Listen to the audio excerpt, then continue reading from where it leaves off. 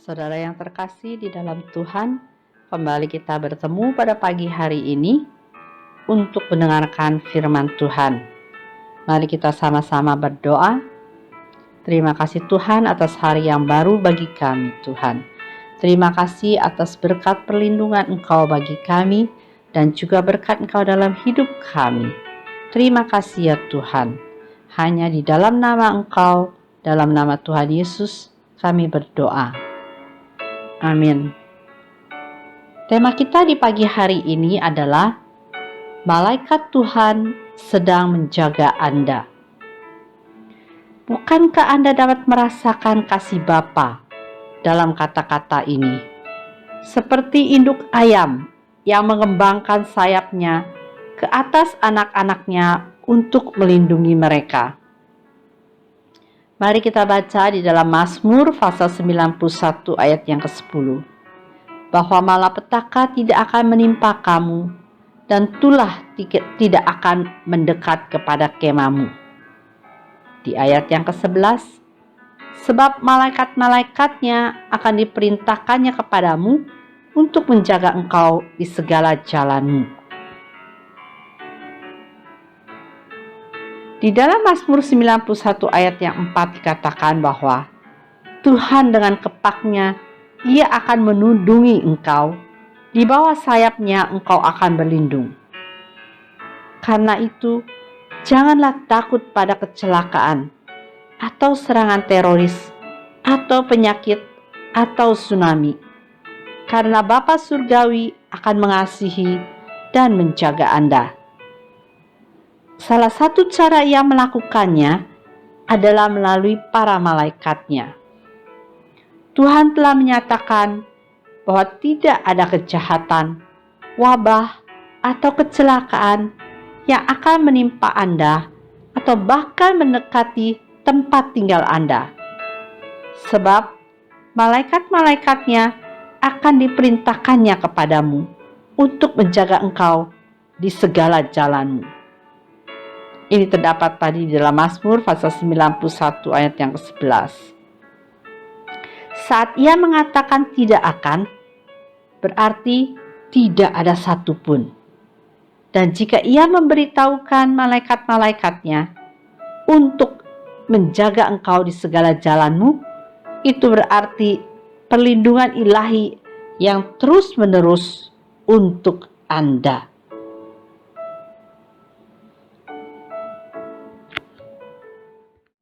Ada suatu kisah nyata,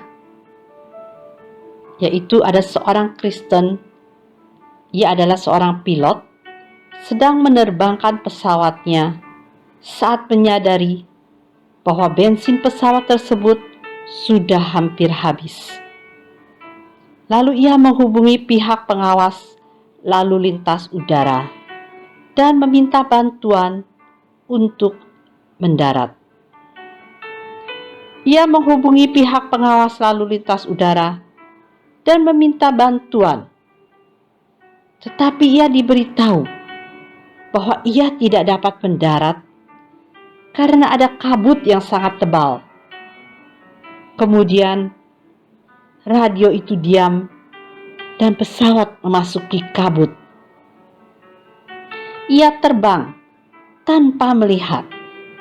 Saat tiba-tiba ia mendengar lewat headphone-nya, naikkan pesawatnya, naikkan pesawatnya. Ia lalu menaikkan pesawatnya pada saat yang tepat untuk menghindari menabrak jalan tol. Kemudian suara itu datang lagi dan berkata, ikuti petunjuk-petunjukku dan aku akan menolongmu mendarat dengan selamat. Ia mematuhi dan mendarat dengan sempurna. Dan pilot itu mengira bahwa pihak pengawas lalu lintas udara yang telah membantunya. Lalu setelah mendarat ia mencarinya untuk mengucapkan terima kasih.